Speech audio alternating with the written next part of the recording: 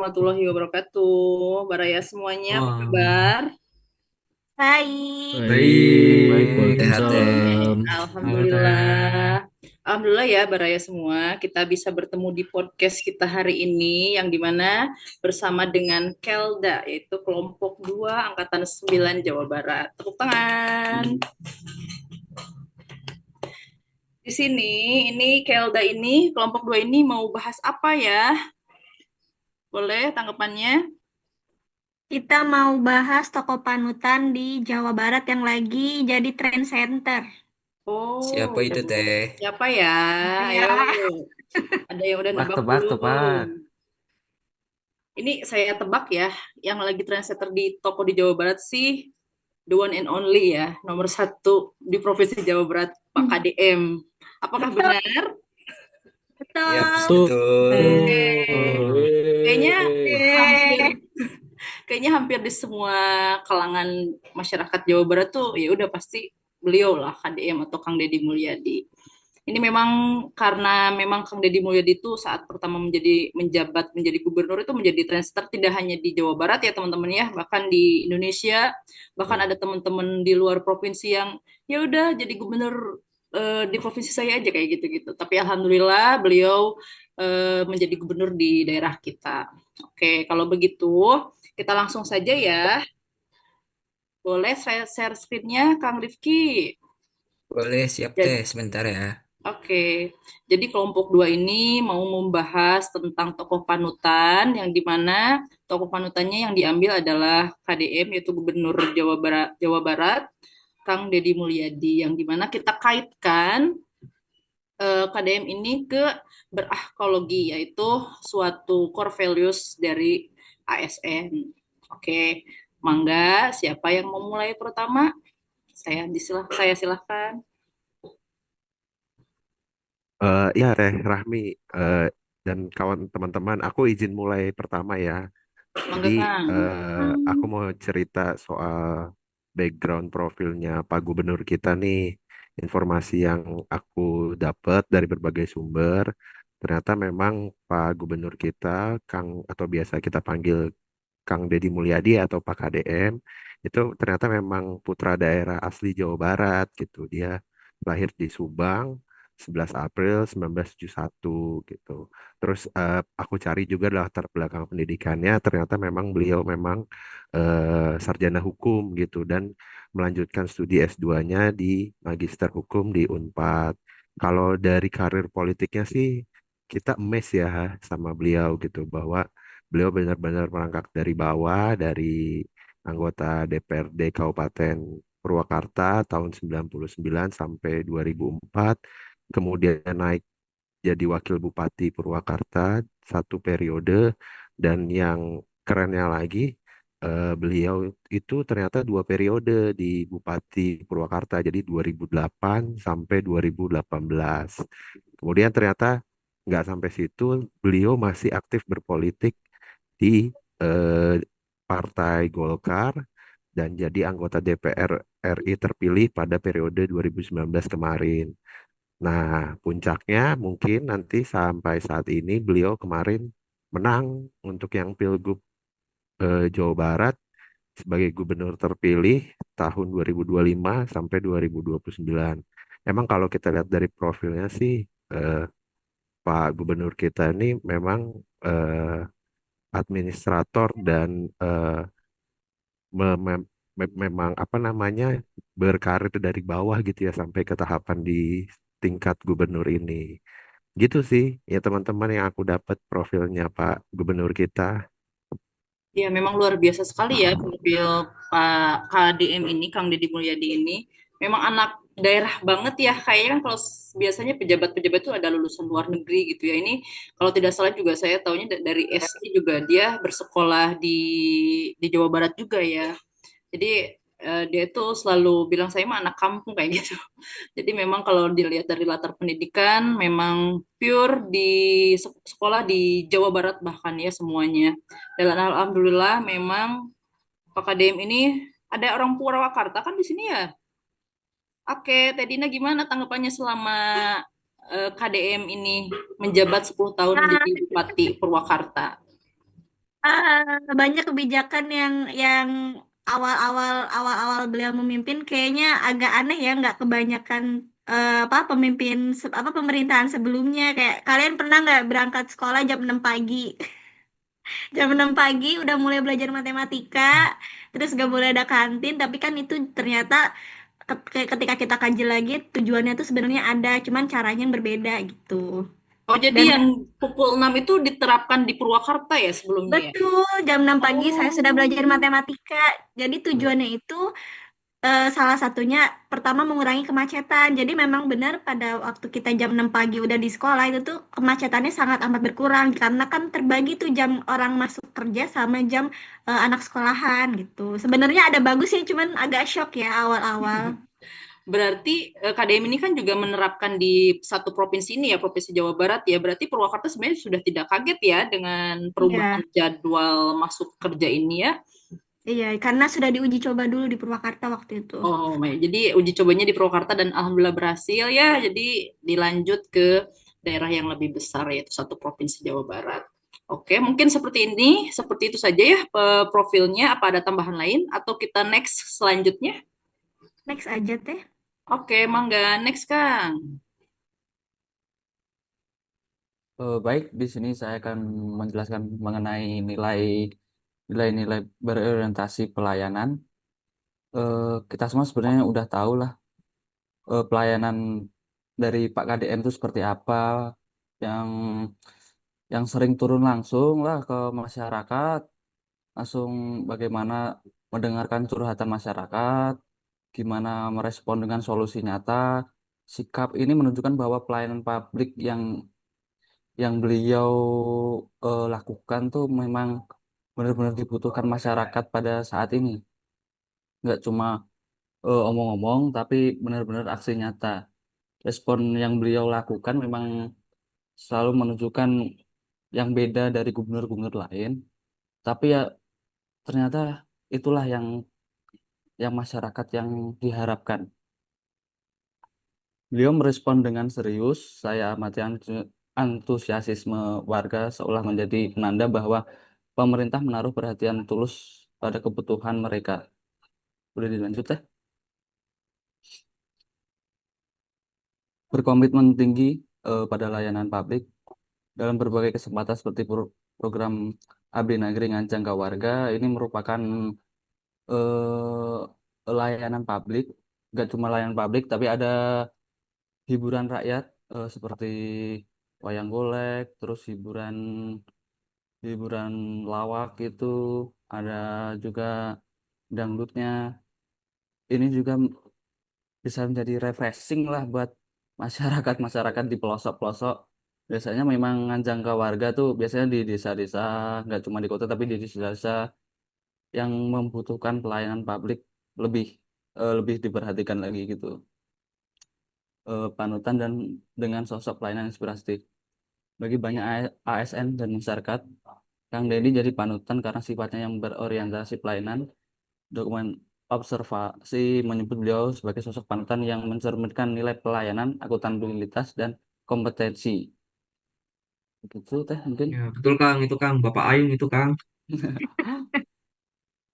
Ya, benar sekali ya. Memang Kang Fernanda seperti yang dipaparkan barusan, memang Kang Deddy Mulyadi ini berorientasi pelayanan. Yang tadi nomor satu tuh bilang turun langsung ke warga ya. Saya juga pernah lihat di beritanya sampai benar-benar turun ke apa ke sungai ya, ke empang gitu buat ngebersihin sampah. Iya, Sangat iya. ya memang benar-benar bukan hanya kata-kata aja ya, memang benar-benar langsung. Jadi memang pas banget ya untuk core values berorientasi pelayanan ini gitu ya. Begitu ya Kang Fernanda ya. Betul teh, betul. Betul Oke, sekali. yang lainnya gimana? Ya, Setuju, Setuju sangat ya, setuju setuju. Teh. Oke. aku ada tambahan dong Teh Rahmi. Mangga, mangga, Teh Ignas. Soal berorientasi pelayanan ini yang aku sangat tertarik dari sisi kebijakan gitu ya terkait pelayanan. Jadi di rancangan RPJMD, masih rancangan atau udah jadi ya, Kang Rakan, yang soal lembur di Lembur diurus, kota lembur ditata. diurus, kota ditata ya. Ya, Iya, Iya, betul, jadi betul. pelayanannya itu bukan hanya kota sentris lagi nih sekarang. Jadi lembur juga diperhatiin nih. Dan ternyata ketika dilihat memang Provinsi Jawa Barat ini kan lebih banyak lemburnya justru ya. Jadi itu dari sisi kebijakan pun gitu ya, bukan hanya dari sisi turun langsung ke masyarakat, langsung prakteknya gitu, tapi dari sisi kebijakan juga KDM ini menyiapkan satu kebijakan yang sejalan dengan praktek-praktek yang selama ini dia jalankan gitu. Menarik sih menurut saya itu. Jadi langsung praktikal ya, tidak hanya teori saja seperti itu ya, Teh Ignas ya. Hmm. Ya, berarti itu sebenarnya satu satu satu aliran ya, maksudnya satu jalur dengan pemerintah pusat yang dimana kan tidak sentralis sekarang mah ya, tapi lebih ke pinggir-pinggir seperti itu ya. Jadi tidak menentang juga ya pemerintah pusat ya. Oke, baik Betul, Teh. selanjutnya teman-teman. Ada lagi? cukup. Cukup. Oke, Kayak cukup. cukup. Baik, Cukup tuh selanjutnya nilai core selanjutnya values yuk. kedua, akuntabel. Mangga siapa? Saya Teh. Mangga Teh Gevira. Iya, jadi untuk prinsip akuntabel ini kita lihat dari transparansi dan tanggung jawab beliau ya dalam mengelola anggaran dan untuk program pembangunannya juga gitu. Ia selalu menekankan pada pentingnya penggunaan dana publik yang tepat sasaran dan juga memastikan setiap rupiah yang digunakan itu untuk kesejahteraan masyarakat gitu. Nah, salah satu contohnya mungkin udah pada tahu ya kalau KDM ini hobi membuat konten gitu di akun sosial media pribadinya. Nah, Ya, betul itu Teh. tuh Gubernur dengan konten. konten tersebut beliau menghemat anggaran belanja untuk iklan sebesar 47 M nih, Akang Teteh. Tuh. Iya, Teh. Saya lihat gubernur kontennya secara di depan mata karena waktu itu pulang dari Karawang lagi main, terus turun di stasiun Purwakarta, di depannya lagi ada beliau, terus kamera YouTubernya ngejar-ngejar dia, jadi beliau naik angkot, semuanya pada ikutan di angkot gitu. Oh, iya, iya emang dan kontennya tuh selalu kids gitu ya Teh. Ya, Masih jadi bikin family kontennya friendly. tanpa teks, jadi ya udah ngalir gitu aja gitu, karena lihat sendiri Iya, sih waktu betul. itu. Tiba-tiba Menyesuaikan nyegat bagaimana tuh. menyesuaikan bagaimana kondisi di lapang gitu. Ya, sebenarnya jadi gubernur konten itu bisa jadi kata positif ya sebenarnya untuk kita ya, karena memang keuangan kita yang Lagi efisiensi. keuangan Jawa Barat jadi jadi tidak banyak keluar untuk pengiklanan seperti itu ya. Ya, Teh Betul, Gevira ya gitu betul, ya. Iya betul Teh. betul. Oke, Mangga selanjutnya core values yang ketiga. Aku izin jelasin ya Teh untuk yang kompeten ini. Apa, Teh? Sebelumnya kompeten ini kan berarti beliau ini berkompeten atas fungsi dan tugasnya ya. Karena sebelumnya juga latar belakang dari beliau ini sebagai pemimpin daerah, di mana ia pernah memimpin di Kabupaten Purwakarta selama 10 tahun. Membuatnya ini menjadi kompeten di bidangnya dan terbiasa mengolah masalah dengan pendekatan yang inovatif. Misalnya, beliau ini memadukan kebijakan pembangunan dengan kearifan lokal Sunda, sehingga program ini lebih tepat sasaran, bermakna, kontekstual, relevan, dan berkelanjutan. Nah, ini juga tercermin nih dari upaya beliau untuk terus belajar dan mengembangkan diri, di mana Kang Deddy ini tidak hanya mengandalkan ilmu dari birokrasinya, tetapi juga menggali kearifan lokal dan budaya Sunda sebagai bagian dari solusi dalam menghadapi persoalan daerahnya. Misalnya, beliau ini sering menggunakan simbol-simbol budaya lokal dalam kebijakannya maupun dalam komunikasi publik agar lebih mudah dipahami oleh masyarakat. Nah, selain itu juga, beliau juga mendorong untuk program-program yang meningkatkan kapasitas sumber daya manusia di Jawa Barat, khususnya generasi muda, agar mampu bersaing di era global. Gitu sih, Teh, kalau misalnya dari aku. Jadi sudah tidak diragukan lagi ya dengan pengalaman beliau sebelum-sebelumnya ya, yang sudah dirasakan oleh Teh Dina tentang 10 tahun beliau menjadi Bupati Purwakarta ya, Teh ya. Izin menambahkan kan tadi bahas Ya. tentang apa namanya ada budaya lokalnya kan. Nah, itu tuh waktu beliau menjabat nama-nama sekolahnya diganti jadi nama pangeran atau raja deh. Pokoknya di antara keduanya itu termasuk sekolah saya juga diganti waktu itu. Cuman lupa sekarang namanya apa gitu. Jadi ada simbol-simbol Kesundaannya gitu. Supaya supaya anak muda zaman sekarang, anak muda pada zaman itu tuh tahu gitu ada nama-nama raja loh gitu. Jadi ada insight masukan yang baru buat anak-anak sekolah gitu. Pak KDM pun sebenarnya sekarang pun masih ini teh, masih mengganti beberapa tempat seperti Rumah Sakit Al Ihsan kan ya, berganti menjadi welas asih teman-teman. Baru-baru ini. Dan alhamdulillah lah, maksudnya tujuannya memang bagus untuk supaya menyundakan, artinya lebih budaya kita ya Sunda ya udah, berarti nama-namanya Sunda. Tapi sebenarnya welas asih dan Al Ihsan itu sama-sama artinya. Tidak berbeda, cuma mungkin bahasanya aja ya. Seperti itu. Ya, oke, lanjut core values yang keempat. Oke, core values yang keempat itu terkait harmonis. Jadi kalau dilihat dari sisi nilai-nilai harmonis, KDM ini memang secara pribadi itu udah dikenal dengan sikapnya yang terbuka ya, menghargai perbedaan, toleransinya tinggi. Eh, Sejak beliau di Purwakarta kayaknya udah mulai terdengar kan ya bahwa dia meskipun kesundaan tapi dia berusaha inklusif dalam kepemimpinannya. Dari inklusif dari sisi agama, dari sisi masyarakat yang tingkat ekonominya berbeda. Dia juga senang berdialog sama berbagai masyarakat dari latar belakang yang berbeda gitu. Keberagamannya ini menurut aku menarik gitu ya, bisa jadi kekuatan untuk kepemimpinan beliau di Jawa Barat karena memang Jawa Barat ini salah satu provinsi yang masyarakatnya paling banyak, pasti keberagamannya juga banyak ya. Dan beliau udah punya bekal nilai-nilai harmonis di sini. Bahkan saya pun menggarisbawahi beliau bukan hanya harmonis kepada manusianya gitu ya, tapi ada sisi harmonis ke alamnya juga. Mungkin kalau teman-teman ingat yang kejadian di Puncak itu kan ya, salah satu yang jadi viral dan mulai juga banyak diperhatikan lagi soal tata ruang di Jawa Barat ya. Jadi saya lihat itu harmonis ke manusia dan juga ke alam ya. Itu nilai-nilai harmonis. Ya, jadi tipe KDM tuh kayak seperti apa ya? Jadi kayak gampang mudah akrab ya, Teh ya. Jadi kita tuh kayak nggak segan gitu loh. Dalam artian Iya. segan positif ya maksudnya. Jadi masyarakat tuh tidak malu untuk memberikan aspirasi, memberikan aduan lah ke KDM ini kayak gitu. Jadi memang terlihat sekali gitu ya keterbukaan beliau terhadap masyarakat seperti itu. Udah ada tambahan teman-teman, tanggapannya gimana tentang harmonis ini? Izin teh, aku mau sedikit nambahin. Memang betul, Pak KDM ini merupakan sosok yang harmonis ya.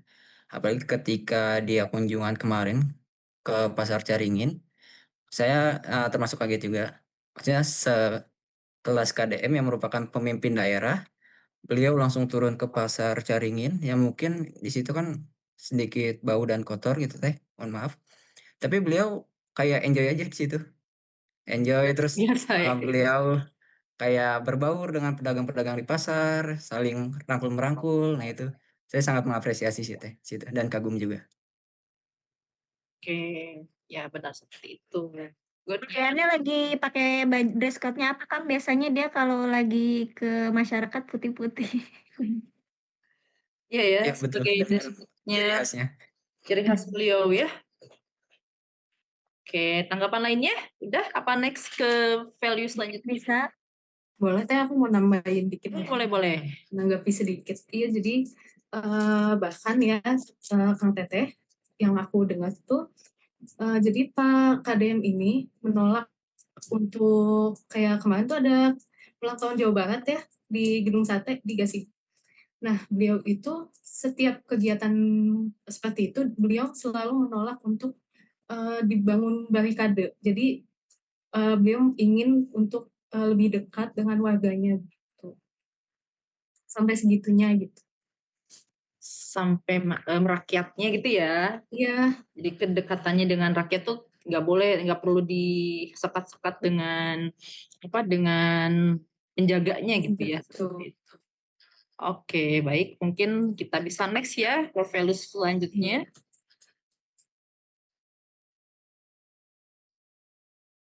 Nah, kalau ini giliran saya, Teh. Enggak, Kak. Saya menjelaskan ya, teman-teman. Jadi dalam core values ASN itu kan ada juga nilai loyal ya. Nilai ini tuh tampak dari dedikasi beliau kalau menurut saya untuk terjun langsung dalam kegiatan yang memberi manfaat bagi masyarakat. Contohnya menertibkan area publik yang kurang tertata, lalu memberikan fasilitas dan program gratis tuh bagi para pelaku UMKM kalau teman-teman pernah dengar. Nah, loyalitas ini nih menunjukkan komitmennya bahwa kepentingan masyarakat harus selalu menjadi prioritas utama. Lalu nilai loyalnya juga terlihat dari kesetiaan KDM terhadap rakyat dan tanah kelahirannya, yaitu tanah Sunda. Tercermin dari komitmennya memperjuangkan kepentingan rakyat kecil dengan membangun dan memajukan desa-desa di Jawa Barat. Ia selalu menaruh kepentingan masyarakat di atas kepentingan pribadinya, sesuai dengan visinya tadi seperti yang udah disebut, lembur diurus, kota ditata. Nah, kebetulan ini saya juga masukin foto beliau lagi tenggelam bersama sampah ya, yang tadi diceritakan sama Teh Rahmi bahwa saat itu tuh baru saja terjadi banjir bandang di wilayah Pelabuhan Ratu, Kabupaten Sukabumi. Beliau tuh datang dan langsung turun ke dalam masuk sungai dan mengambil sampah gitu bareng sama warga, bareng sama Kapolres. Ketika ditanya kenapa beliau mau rela-rela masuk, langsung beliau tuh ngomong bahwa bencana itu tuh bukan hanya bebannya Bapak Kapolres yang biasanya membersihkan sisa-sisa bencana, Bapak Dandim, komandan distrik atau bupati, tapi beban semua orang, sehingga beliau juga ya secara langsung terjun lah. Seperti kita udah tahu kan sifatnya bahwa dia kan orangnya sangat sangat cepat mengambil keputusan ya dan Iya, cepat iya, bergerak benar. gitu. Tanggap. Sebenarnya Kang ini ceritanya lucu sebenarnya yang kasus ini tuh. Jadi itu kan kayak di Sungai Wahangan kecilnya, itu bahasa Sundalanya Wahangan kecil gitu. Itu tuh sampai Iya, numpuk di jembatannya. Jadi karena sampai numpuk. Jadi memang pasti airnya kan susah mengalir ya.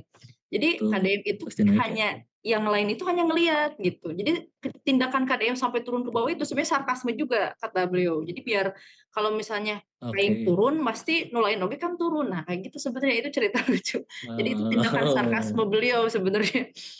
Jadi hanya Iya, mereka iya. lihat Untuk aja pas menimbulkan kesadaran awal-awal. ya. Jadi pas KDM turun ya mereka juga kan pasti malu ya masa atasannya ke bawah dia Dan mereka mereka enggak. diem di atas gitu akhirnya pada turun semua kayak gitu ceritanya kayak gitu. Iya sih, makanya menurut saya kalau dari kisah ini tuh menunjukkan bahwa beliau tuh menunjukkan perilaku yang loyal lah dalam kehidupannya.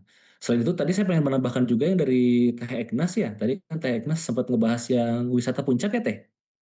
Iya, iya. Nah itu tuh kebetulan beliau tuh marahnya ke dinas saya kemarin. Yaitu Dinas Bina Marga dan Gimana tuh rasanya Pengetahuan. deg-degan nggak? Deg-degan nggak Deg-degan. dimarahin? Jadi waktu itu tuh kabitnya bilang bahwa saya baru kali ini kena afirmasi negatif dari netizen lah. Dan rasanya tuh sakit hati banget. Jadi sebenarnya tuh sakit hatinya tuh gara-gara netizen sebenarnya. Sebenarnya kalau KDM-nya sendiri tuh menjelaskan bahwa dia itu marah karena dia tuh jadi kisah singkatnya adalah dia tuh menutup tempat wisata di puncak ya. Itu kan kalau tadi dari segi harmonis dari Teknas itu kan dia kan sebenarnya kan harmonis antara alam dan manusia gitu. Jadi agar tidak terganggu dengan tangan manusia alam itu. Tapi ada juga nih dari sisi loyalnya bahwa sebenarnya itu kan terjadi pasca terjadinya banjir di Bekasi tuh. Nah, sebenarnya tuh ada juga salah satu penyebabnya tuh dari si tata guna lahan yang ada di puncak ini tuh digunakan tidak sesuai dengan peruntukannya. Makanya beliau itu marah nih ke Dinas Bina Marga dan Tata Ruang karena kami yang membuat rencana detail tata ruang namanya. rencana detail tata ruangnya dibuat, sedangkan tata guna lahannya tidak digunakan semestinya, sehingga beliau marah ke kami. Makanya sebenarnya beliau tuh marah tuh karena demi kepentingan masyarakat. Makanya jadi menurut saya tuh beliau tuh sangat loyal lah di sini. Meskipun kami kena marah, tapi ya udahlah gitu. Hebat lah Bapak. Ini saya mau Itu mau nanya Kang, itu jadi boleh. yang dinas Kang tuh sebenarnya udah memberikan kayak semacam portofolio mungkin ya. Tapi maksudnya yang dilanggar itu apakah si dinas itu sendiri yang memberikan perizinan ke yang taman Izin? hiburannya itu atau taman hiburannya yang menyalahgunakan? Seharusnya tuh segini nih dari dinas itu, tapi kenapa dia pemakainya seperti itu gitu? Apa bagaimana sebenarnya Nah, sih? Gitu. sangat disesalkan teh sebenarnya ini terjadi di zaman dulu saya juga kurang di tahun berapa ya. Cuman ketika perizinan dari Taman Rekreasi itu mengajukan perizinan gitu ke Dinas Tata Ruang, nah memang kami yang mengeluarkan izinnya, tapi ternyata izin izin tata ruang itu keluar dari kami padahal tidak sesuai peruntukannya yang ada di rencana detail tata ruang tadi RT RW namanya. Nah, sehingga beliau tuh mempertanyakan kenapa ini izin bisa keluar, sedangkan tahun itu tuh udah berlalu dan beda, ya mengerti lah teh ya. Jadi udah beda Beda kepemimpinan ya Kang ya. kepejabatan betul, gitulah. Makanya jadi yang kena marahnya ya generasi saat ini gitu aja sih. Iya, iya, iya, betul mengerti. Sekian paling teh dari Mau saya mungkin menambahkan teh, boleh? boleh Enggak teh. silahkan teh. Eh, Tadi dengar cerita Kang Sandi dimarahin, saya juga jadi ingat dinas saya pernah dimarahin juga gara-gara waktu itu TPA Sari Mukti. Kalau Kang Teteh tahu, TPA Sari Mukti itu kan tempat pembuangan sementara ya Kang Teteh. Jadi sebenarnya untuk di Jawa Barat ini TPA aslinya itu ada di Legok Nangka. Cuma masih rencana pembangunan itu masih proses dokumen perizinannya, cuma belum bisa berfungsi dengan baik. Jadi sementara itu eh, kita itu sementaranya itu ada di TPA Sari Mukti. Nah, waktu itu beliau mengumpulkan semua ASN dari dinas saya, terus di situ ya sedikit dimarah-marahin dan diberi arahan lah karena memang di TPA Sari Mukti itu kalau Kang Tete tahu sebenarnya kita Pemprov Jawa Barat juga itu udah terkena sanksi administratif ya Kang Tete karena sebenarnya TPA Sari Mukti itu udah overload banget, udah kepenuhan dan memang harusnya di dokumen perizinannya itu kapasitasnya berapa tapi kita itu udah benar-benar overload. Jadi kita kena sanksi administratif dari Kementerian Lingkungan Hidup. Nah, waktu itu kebetulan saya baru banget pembagian SK CPNS dan langsung disuruh apel di TPA Sari Mukti, terus nggak boleh pakai masker dan sebagainya, dan itu benar-benar yang gunung sampah tuh benar-benar yang bau banget, dan di situ tuh beliau mengarahkan untuk menertibkan. Jadi kalau misalnya Akang Teteh mau tahu itu di TPA Sari Mukti itu banyak pemulung. Jadi pemulung-pemulung itu tuh banyak yang mereka membangun huniannya itu di tumpukan-tumpukan sampah. Jadi tumpukan-tumpukan sampahnya itu tuh nggak baik gitu untuk kesehatan mereka. Jadi beliau tuh saking perhatiannya sama pemulung-pemulung itu sampai benar-benar ngumpulin satu dinas waktu itu untuk menertibkan pemulung-pemulung itu agar mereka itu bisa dikasih hunian yang benar-benar layak untuk mereka gitu. Nah, selain di yang tumpukan-tumpukan sampah itu, ada juga di samping-sampingnya Sari Mukti juga kan banyak yang bangunan-bangunan itu beliau suruh rubuhkan semuanya, dan beliau tuh apa ya, menyuruh untuk dinas kami itu untuk menertibkan lah pokoknya, jadi kayak dibikinin rumah-rumah gitu, gitu. Saking perhatiannya gitu sama pemulung-pemulung. Itu aja sih Teh. Kalau boleh tahu teh, di share dulu teh dinas teteh tuh apa? Terus bagian ngurus-ngurus apa gitu? Oh iya, saya dari Dinas Lingkungan Hidup Teh. Sebenarnya saya bagiannya di UPTD Laboratorium ya, nggak berkaitan langsung sama sampah. Tapi mungkin karena kami basicnya di lingkungan hidup dan formasi saya juga lebih spesifik di pengendali dampak lingkungan. Jadi makanya kami semua yang ada di Dinas Lingkungan Hidup tuh kami semua dikumpulin jadi satu di TPA Sari Mukti dan diberi arahan untuk itu gitu. Sebenarnya untuk arahannya itu lebih ke ada bidangnya spesifik tentang persampahan, tapi karena beliau lebih concern ke lingkungan hidupnya, jadi kami semua diturunkan di situ gitu Teh. Tapi sebenarnya gimana Teh untuk kasus yang TPA Sari Mukti itu apakah udah beres atau bagaimana ya? Kalau kemarin Mas saya ngobrol sama teman dan atasan saya itu, update-nya itu emang, lagi ditertibkan sih Teh. Jadi untuk yang bangunan-bangunan yang di sebelah TPA-nya itu, yang sebelumnya jadi tempat hunian mereka itu, udah dirobohin gitu loh Teh. Dan yang mereka itu kan bikin kayak hunian sementara, kayak pakai kain gitu di tumpukan sampah-sampah itu. Nah itu tuh udah mulai yang apa namanya, dibersihin dan ditertibkan gitu, dan sedang dibangun satu kawasan gitu. Jadi ada di kawasan TPA kami itu, dibuat untuk, rumah mereka gitu loh Teh. Jadi kayak dibikin rumah-rumah kecil-kecil gitu untuk mereka tinggal di situ gitu Teh. Masih dalam proses juga sih itu sebenarnya. Memang permasalahan sampah itu sebenarnya menurut saya juga urgent juga ya teman-teman ya. Jadi mudah-mudahan lah dengan periode KDM ini bisa ditangani ya untuk masalah sampah yang menumpuk. Sebenarnya balik lagi juga ya kita juga tidak boleh sangat mengandalkan pemerintah juga. Harusnya masyarakat juga bisa bekerja sama seperti itu. Ya betul betul Teh.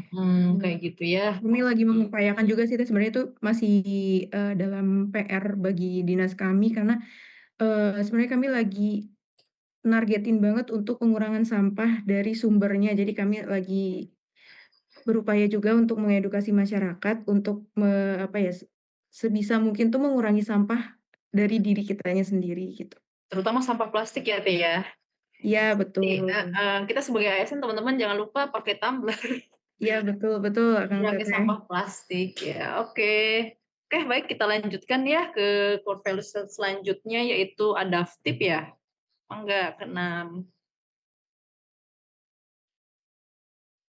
Baik Teh. Aku izin menjelaskan terkait poin adaptif ini.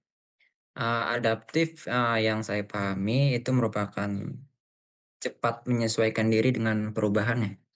Nah, sosok KDM ini merupakan sosok pemimpin daerah yang beliau mampu menyesuaikan diri dengan kondisi yang saat ini, yang dimana kita kan hidup di zaman penuh teknologi ya. Beliau ini tadi seperti yang telah disinggung ya, bahwa beliau ini merupakan gubernur konten, karena barusan saya lihat juga jumlah followers beliau di Instagram itu mencapai 5,4 juta ya. Itu angka Banyak yang ya. fantastis juga. Iya, Kayaknya betul. udah banyak banget ya. Apalagi viewer-viewernya itu selalu selalu jutaan lah minimalnya, nggak ada yang ratusan ribu. Iya deh, banyak banget itu yang menontonnya. Itu bonusnya juga alhamdulillah pasti masuk tuh ke beliau ya. Jadi kan jadi keuangan buat gubernurnya berkurang karena dia udah banyak duit. Betul.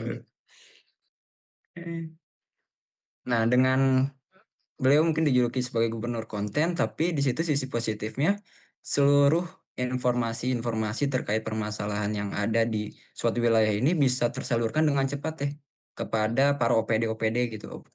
Nah, misalnya kayak beliau ada masalah di lokasi A, beliau cukup nge-vlog aja. Nah, nanti di OPD-OPD ini suka apa namanya, memantau juga. Oh, di lokasi A ada permasalahan ini, dan OPD-OPD ini pun merespon cepat gitu deh, dan melakukan tindakan yang cepat untuk mengatasi permasalahan yang ada di lokasi tersebut. Kurang lebih segitu untuk poin adaptif ini.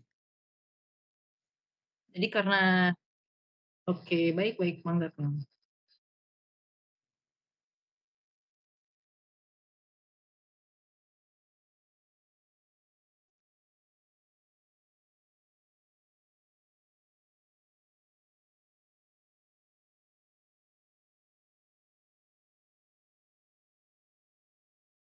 Oh,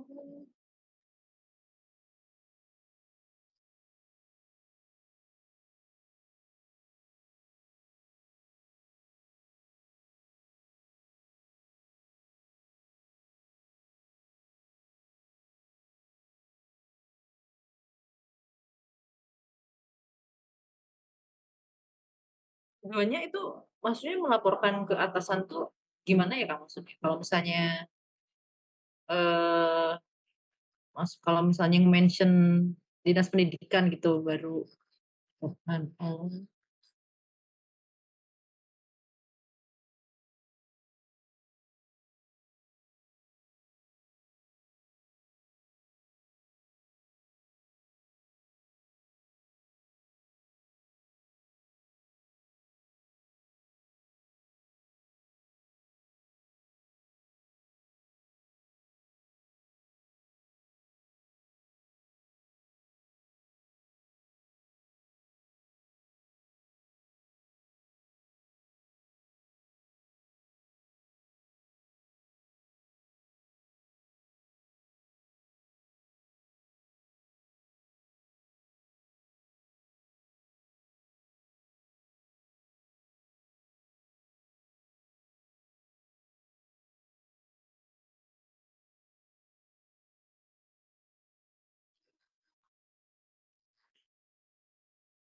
Ya benar ya, berarti memang dengan adanya media sosial sekarang ini sebenarnya sangat membantu ya teman-teman. Jadi suatu tindakan atau kebijakan kita tuh bisa lebih cepat ya dengan adanya medsos. Kebayang kalau misalnya zaman dulu yang masih surat menyurat gitu ya, mungkin baru sampai seminggu, or beberapa hari, or bahkan sampai bulan-bulan, berbulan-bulan ya.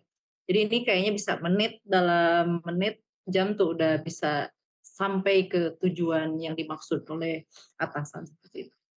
Oke, next core value selanjutnya adalah kolaboratif ya. Kolaboratif. Betul Ya, Teh. next. Mungkin sebelum menjelaskan saya boleh pakai ini dulu Teh, biar mirip Bapak Abdi ya Teh. Kirain gimmick, Keren kirain Kang. gimmick. Gimmicknya oke juga. Mantap Kang. Keren Ya, Kang. jadi poin selanjutnya itu kolaboratif ya Teh. Karena saya bekerja di Dinas Pendidikan Teh, jadi beberapa program beliau atau kolaboratif beliau itu yang saya tahu adalah terkait bidang pendidikan Teh. Nah, salah satunya beliau berkolaborasi dengan Dinas Pendidikan terkait penahanan ijazah. Jadi, waktu kemarin ini, bulan-bulan kemarin itu masih banyak ijazah anak SMA itu yang ditahan sekolahnya Teh karena siswanya itu tidak membayar SPP dan lain-lain. Padahal kalau misalnya di negeri itu tuh udah disampaikan bahwa biaya itu gratis. Kecuali kalau misalnya di swasta. Nah, jadi Pak KDM itu merasa prihatin gitu Teh, pelajar yang seharusnya sudah mendapatkan ijazah, yang seharusnya bisa berkuliah melanjutkan studinya, ataupun ijazah itu akan digunakan untuk bekerja, tapi malah nggak bisa digunakan karena ditahan oleh sekolah. Itu kan miris banget ya Teh. Jadi Pak KDM bekerja sama Dinas Pendidikan buat menebus ijazah-ijazah yang ditahan oleh SMA-SMA, baik negeri ataupun swasta. Untuk program yang selanjutnya itu Pak KDM itu berkolaborasi dengan para akademisi Teh. Jadi Pak KDM itu kolaborasi dengan salah satunya dengan yang saya baca itu dari Telkom ya, Universitas Telkom untuk membuat pengolahan sampah kalau nggak salah Teh. Jadi memang masalah sampah di Bandung itu katanya emang sangat tinggi sekali. Jadi memang dibutuhkan semacam program atau alat untuk mengolah sampah jadi lebih baik. Nah, ini gambar yang saya tampilkan ini adalah Pak KDM saat berkolaborasi dengan Kedutaan Besar Inggris. Jadi pada tanggal 16 Mei 2025, Pak Kadem itu bertemu dengan Kedutaan Besar Inggris yang kemudian apa namanya ingin membuat semacam kampung Inggris gitu Teh, membuat kampung Inggris di bidang di Jawa Barat ini. Itu aja sih Teh kalau dari saya. Berarti banyak ya kolaborasinya dengan berbagai bidang ya. Ya, Saya sangat support betul. sekali yang masalah sampah ya, apalagi ya memang sebenarnya tidak hanya di Bandung Kang, di Sukabumi pun yang termasuk kota kecil ya itu kan kemarin sempat dibahas juga ya. Jadi sampah-sampah dari pasar itu ditumpuk aja langsung di tepian pasarnya. Jadi memang pengelolaan di kita itu bukan hanya di Jawa Barat ya, di Indonesia pun itu memang masih kurang ya. Mudah-mudahan memang kalau di luar negeri kan seperti ada pengolahan pemisahan sampah plastik dan yang bisa apa yang bisa dijadikan kompos yang non plastik gitu ya. Ya. Itu kan jadi pemanfaatannya menjadi bisa didaur ulang lah seperti itu. Nah, sampai sekarang sih saya masih belum lihat kecuali ada sih pernah saya lihat video di Bali itu jadi ada yang perusahaan swasta itu Jadi dia menangani sampah, pemisahan sampah-sampah dan itu bisa dia daur ulang kembali. Nah, mudah-mudahan pemerintah tuh seperti itu juga ya. Jadi Ya, plastik, betul. karena pada kenyataannya di seluruh dunia kita dikenal di Samudra Pasifik ini sebagai samudra sampah ya. Jadi eh, ada artis Hollywood yang saya nggak mau dapat ikan dari Samudra Pasifik, yang samudra di kita ya. Jadi karena kemungkinan ikan-ikannya terkena terkena mikroplastik kayak gitu ya. Mudah-mudahan lah bisa sangat diperbaiki sampah plastik ini. Amin.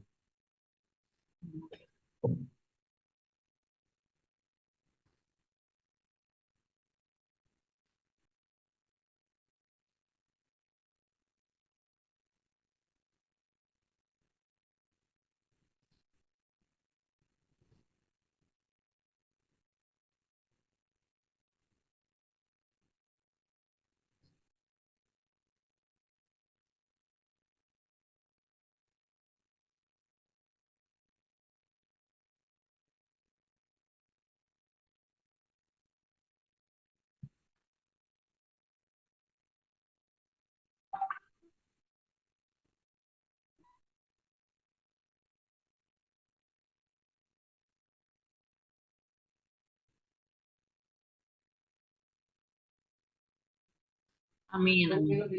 Masih ini Pak. Mudah-mudahan ya bisa direalisasikan secepatnya ya, Teh ya. Itu yang tempat itu ya.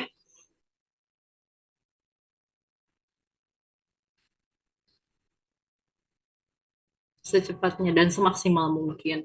Baik, berarti yang untuk core values-nya sudah tujuh nilai sudah kita terapkan. Nah, sekarang kita akan membandingkan apa yang perbuatan berakhlak dari KDM dengan perbandingan pemerintahan kita saat ini ya. Itu pada umumnya ya, baik itu kabupaten atau eh, apa provinsi atau misalnya ke pusat. Mangga ini yang akan disampaikan oleh Tedina. Tedina, mangga. Ya, izin menyampaikan kalau misalnya saya membuat perbandingan nih, kalau misalnya core values dari KDM itu kan dari aspek pelayanan publiknya seperti yang kita udah bahas sebelumnya, langsung, cepat kan, cepat tanggap, satset lah intinya mah. Jadi kayak hadir secara fisik di tengah masyarakat bahkan sampai pelosok-pelosok kan yang sampai nyemplung di kali tadi, terus menyelesaikan masalah secara cepat dan sederhana, tapi eh, apa kayak dengan kata lain jadi kayak memangkas birokrasi kan gitu. Sementara di pemerintahan pada umumnya tuh masih bersifatnya birokratis dan prosedural. Pelayanan publiknya berbasis SOP dulu, regulasi dan target kinerjanya dulu. Terus lebih mengutamakan sistem administrasi dan capaian indikator teknis baru setelah udah kebijakannya udah jadi baru dijalankan. Tapi kan kalau di akademinya sendiri terbalik kan. Jadi kayak dikerjain dulu baru regulasinya menyusul gitu. Terus yang kedua dari aspek kedekatan dengan warganya. Kalau KDM lebih ke humanis itu tadi yang kita bahas, gak ada barikade yang nggak mau barikade.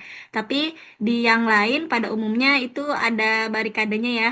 Jadi kita masyarakat agak susah kalau misalnya mau menemui atau mau menyampaikan keluh kesahnya. Terus dari aspek landasan pembangunannya, hmm, budaya dan kearifan lokal kita udah tahu beliau sangat sangat membumi sekali, membumi Sunda sekali. Sementara kalau yang pada umumnya itu lebih ke modernisasi, digitalisasi dan globalisasi. Jadi fokusnya tuh pada inovasi berbasis teknologi bukan budaya lokal. Lalu dari aspek transparansi, kalau KDM itu keteladanan moral dan empatinya tuh tinggi, mengedepankan teladan langsung dibangun lewat keteladanan dengan kedekatan dengan warga yang apa-apa dikontenin yang gubernur konten itu tadi. Sementara kalau misalnya yang pemerintahan pada umumnya transparansinya itu kita cuma bisa lihatnya dari audit BPK atau WTP atau dari laporan kinerja gitu. Karena kontennya juga mereka buat konten tapi nggak lebih kayak sudah terbriefing. Tapi kan kalau yang KDM dia nggak tuh kayak otodidak gitu kan. Terus kemudian dari aspek inovasi, kalau KDM itu inovasinya kreatif, sederhana, dan berbasis lokal. Nah, itu langsung inovasi-inovasi yang sederhana yang nggak kepikiran sama kita, yang out of the box, langsung kayak menyentuh kebutuhan masyarakat. Oh iya, ternyata bisa loh dengan cara simpelnya kayak gini gitu. Sementara kalau pemerintahan pada umumnya lebih mengutamakan banyak standarisasi yang harus dibuat terlebih dahulu. Itu aja sih dari saya. Oke, Teh. Nah, untuk paparan selanjutnya ini saya yang akan memaparkan itu sebenarnya sangat berhubungan dengan pernyataan dari Teh Dina ya. Nah, oke, jadi ini ada harapan untuk penerapan masa depan ya. Jadi maksudnya untuk pemerintahan ke depannya, mudah-mudahan ke depannya itu dalam artian besok kalau bisa Maya, kayak gitu. Jadi yang pertama tentu ya, ini adalah di para pejabat lain bisa lebih piawai dalam mendekatkan diri ke masyarakat. Yang menjadi sisi positif dari KDM itu ya teman-teman ya, yaitu dia pintar mendekatkan atau mengakrabkan diri ya dengan masyarakat. Jadi masyarakat atau rakyat pun tidak segan gitu menyampaikan aspirasi atau keluh kesah mereka pada KDM atau pemerintah. Nah, yang nanti tentu saja itu menjadi masukan untuk pemerintah sehingga dapat memperbaiki sistem atau kebijakannya. Jadi, mudah-mudahan pemerintah selanjutnya atau pejabat-pejabat lain itu bisa lebih dekat pendekatannya, eh, bisa lebih piawai gitu seperti KDM ini sehingga aspirasi itu dari masyarakat bisa bisa masuk gitu dengan seutuhnya seperti itu. Itu yang pertama. Yang kedua tadi yang seperti disampaikan oleh Tedina bahwa adanya transparansi keuangan.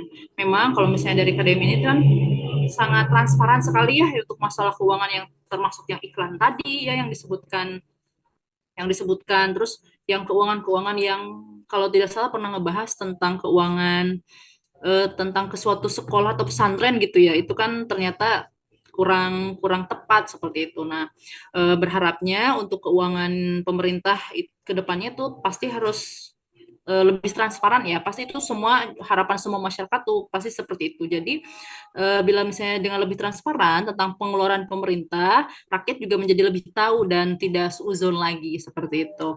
Dan yang ketiga ini yang menurut saya yang paling saya bilang ke KDM tuh kayak anggap wah dia berani sekali gitu. Karena ini sistem birokrasi harapannya tuh sistem birokrasi mudah dan cepat. Jadi sebenarnya kan kita di pemerintahan saya juga sebelumnya bekerja ya sekarang juga pemerintahan ya kita juga tapi pada kenyataannya kan sebenarnya birokrasi itu kita memang perlu ya peraturan birokrasi yang dimana peraturan ini kan bertujuan untuk mengatur proses pelayanan publik ya agar lebih terstandar, akuntabel dan lebih responsif terhadap kebutuhan masyarakat. Namun pada kenyataannya peraturan birokrasi kita itu terkadang ya teman-teman ya malah menghambat proses percepatan suatu tindakan dari pemerintah. Iya nggak? Merasa nggak seperti itu? Kalau saya sih merasa ya. Jadi dari suatu tindakan itu karena ini aturannya harusnya seperti ini jalannya gitu birokrasinya justru itu memperlambat suatu tindakan tersebut gitu. Nah selama 1 tahun Pak KDM ini menjabat gitu ya dia itu sebenarnya sudah kalau saya lihat dia sudah men-skip atau melewati peraturan birokrasi ini sebenarnya seperti contoh yang penutupan taman hiburan di Puncak itu kan beliau itu aksi dulu kan sebenarnya. Kalau misalnya beliau mengikuti sesuai prosedur birokrasi, tentu saja itu tidak akan secepat itu gitu.